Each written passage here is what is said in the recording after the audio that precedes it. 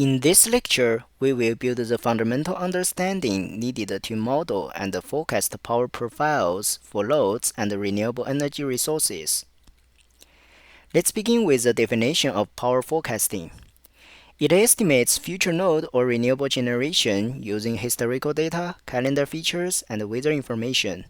Essentially, it's a time series learning task that uses statistical or machine learning models to capture patterns and predict future power trajectories. Why do we need power forecasting? The main purpose is to provide the EMS with future uncontrollable load and renewable generation profiles inside in its planning horizon. With accurate forecasts, the EMS can maintain power balance and ensure that network security constraints are satisfied. However, power forecasting is challenging. Different power profiles such as load, solar, wind, and EV charging show very different variability and randomness. No single forecasting method works for all profiles. Some scenarios also suffer from limited data, making model training more difficult, and contain certain applications require model with no computational or training cost. Now let's look at the typical power profiles for the forecasting tasks. Let's start with residential load. Residential demand shows very clear daily patterns. You can easily see morning activities and strong evening peaks caused by human behavior and electricity pricing. Generally speaking, it only contains moderate randomness. For these patterns, typical forecasting methods include historical averaging, autoregressive AR or ARIMA models, neural network such as MLP, ASTM, or TCN, and kernel-based methods like kernel ridge regression. Next, let's look at solar power. Solar output has a strong daily cycle. It rises in the morning, peaks at noon, and drops to zero at night.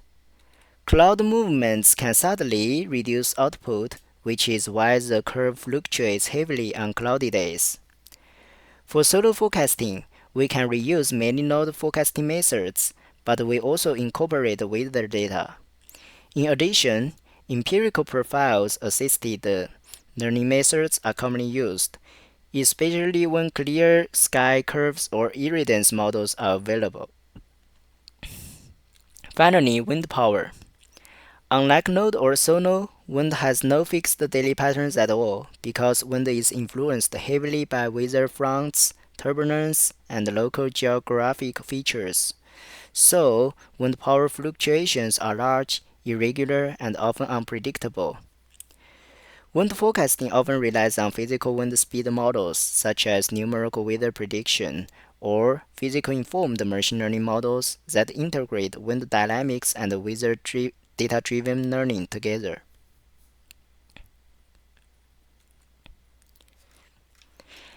Next, let's look at the general time series learning framework used in power forecasting. In essence, the forecasting model is a function that maps historical power inputs, the current time index, and the optional exogenous features to future power values. We take a window of previous power measurements denoted as P-in containing the past K-in time steps for inputs. This represents exogenous variables such as temperature, irradiance, weather forecasts, or calendar features when they are needed. T is the timestamp of the current step, which is an important feature for the short-term forecasting with highly periodical patterns. Input all of them in the model F. It then predicts the next K-out feature values, forming the output sequence P-out. So the forecasting task is simply learning a function f that maps past information to future trajectories. To train this model, we minimize an error metric over all samples in the training set. We select the best model in a hypothesis space by finding the parameters that minimize the overall prediction error. Here are some popular error or performance metrics. Mean average error measures the average absolute prediction error across all forecasted points. Mean average percentage error instead express the error as a percentage relative to the three true values. And the root mean square error penalize large deviation more strongly because of the squared error term. Now let's talk about the category of the forecasting model. First, from the forecasting horizon perspective, the model can be classified into long, mid, short-term categories. Long-term forecasting looks months to years ahead. It focuses on broad trends rather than fine-grained fluctuations. When the timescale is known, models are mainly used for planning, capacity expansion, and infrastructure investment where only no temporal resolution is needed. Sequence-to-sequence machine learning methods such as LSTM, GRU, and transformer are commonly used here because they can capture long-range seasonal patterns and multi-year trends. Midterm forecasting typically spans weeks to several months, where patterns remain relatively stable but seasonal effects still matter. It's widely used for maintenance, scheduling, fuel planning, and market strategy development. For this horizon, SARIMA and SARIMAX are very effective for capturing seasonal variations. Sequence-to-sequence machine learning methods are also used, along with statistical non-parametric approaches. Finally, short-term forecasting focuses on hours to a few days ahead and must handle rapid changes in daily load patterns and weather conditions. Such forecasts are essential for EMS scheduling, unit commitment, and real-time operational decisions. For short-term horizons, autoregressive methods are widely used due to their efficiency. Physics-informed hybrid models work well for renewable energy resources. Machine learning models and statistical non-parametric models are also common choices. From the algorithm perspective, the model can be classified into non-parametric method, ML-based parametric method, and autoregressive methods. First, let's focus on non-AR methods. For the non-parametric one, these methods rely on historical pattern similarity. They do not assume any explicit mathematical form. Instead, they match current inputs to past observations. They are simple, fast, and have low training cost. They work particularly well for short and mid-term forecasting when the power profile has relatively stable patterns. They are also useful as baseline of or fallback methods. Typical approaches include similar day averaging, clustering-based forecasting using k-means, k-nearest neighbors, and kernel smoothing. Next, machine learning-based parametric methods.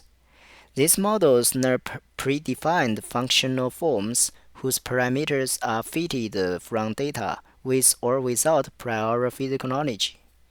They can capture nonlinear relationships much better than non-parametric approaches and adapt very well to highly fluctuating profiles such as solar and wind power, but they usually require larger training datasets. Typical methods include purely data-driven models such as MLP, LSTM, TCN, and transformer, as well as physical-informed approaches such as physics-informed neural networks. Finally, autoregressive methods. These methods predict the next time step using previous observations, and often previous predictions as well, forming a recursive prediction process. This structure makes AR methods very natural for short-term forecasting of systems with strong temporal dependency. However, for long horizons, recursive prediction may accumulate error, especially for violate profiles. Typical AR methods include linear AR, ARMA, and ARIMA models. Also, kernel-based AR models.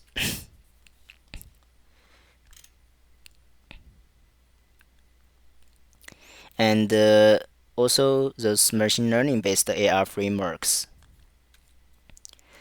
From the output dimension perspective, The model can be classified into sequence-to-sequence and sequence-to-point methods. A sequence-to-sequence maps an input time series to an output time series, producing multiple future steps in one forward pass.